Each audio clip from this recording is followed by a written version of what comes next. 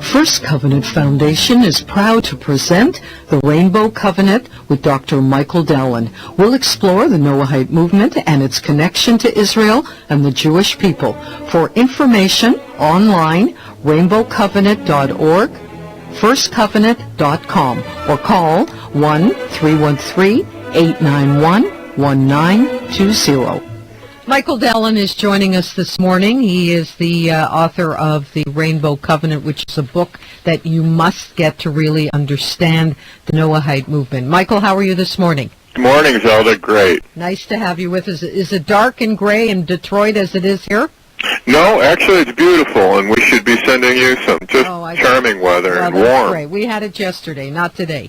Okay, we're seeing, there was just a poll taken. Most Israelis want Prime Minister Olmert ousted as PM. The 55% said Olmert should be forced to resign due to investigations against him. But I think there's something much bigger than the investigations. It's where his head rests. And I think you understand what I mean by that. I know his family. I was very, I was very unimpressed by his brother, who has been in trouble, who had to leave Israel.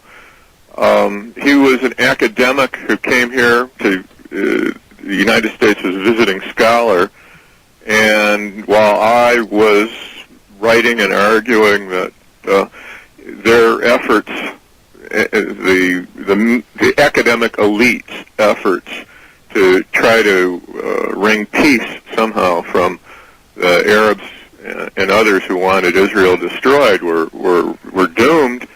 They kept wanting to make concessions. He was the head of the Dayan Center at Tel Aviv University. I had him on the show when I had my TV show a long time ago, his brother. I remember picking him up at some. He seemed like a very mild individual at that point.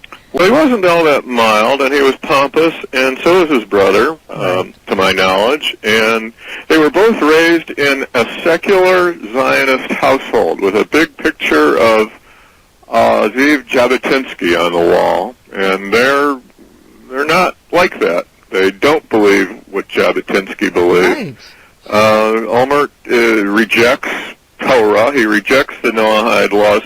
What we've got going on here, in my humble belief, is a real struggle of civilizations, a real struggle by one doctrine that is energetically Torah-rejecting, that regards itself as progressive, that regards people who disagree with them as primitive and retrogressive, that sneers at... I'm reading some lines from Naomi Chazan, who is the former deputy speaker of the Knesset, a big academic in Israel, and she speaks of the Likud fellow travelers in North America and the Christian right, and she calls us powerful and well-financed and retrogressive.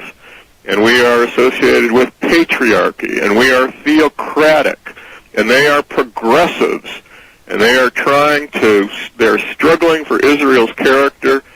And when you deal with them, you find people who are much more concerned with this battle, who would rather destroy Israel than they would rather have it given to the Arabs, give it to the enemy, rather than be proved wrong in their religious doctrine, which is atheistic. And this man, Olmert, is somebody who, if he knows anything about the Judaism's core principles, the 7 universal laws, the Rainbow Covenant, rejects them. They would regard them as patriarchal. They would never even bother to look into them. They have never had an education in the religion of their fathers that would make it make sense. They think it's all superstition. And in this, they buy into the opinions of the academic elite. Michael, how could he have been in Likud and have that feeling? Does Netanyahu also have the feeling that all of those holy sites are nothing? No, Bibi doesn't. Bibi knows that there's something, and Bibi is not that divorced from the religion. but he's not a proponent of the religion either. And he believes in the history of the Jewish people and as the Jewish people as a force for good in the world, which is a core principle of, for instance, conservative Judaism. But he is not a religious man. He doesn't put tefillin on. He doesn't wear tzitzis ever. And Omer does not. But as for Bibi, he is locked in a struggle for power.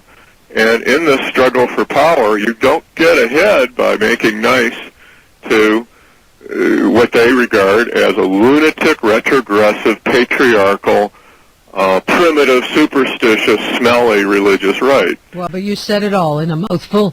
Michael, we're totally out of time. We went way over, but it was definitely worth it listening to you speak. We'll talk to you again, excuse me, in a couple of weeks, but it's really important for those of you out there to pick up a copy of the Rainbow Covenant so you can understand it completely. I thank you so much. It's always a joy to have you on the show, Michael. My pleasure, Zelda. Take care. Bye. The Rainbow Covenant with Dr. Michael Dallen has been made possible by First Covenant Foundation.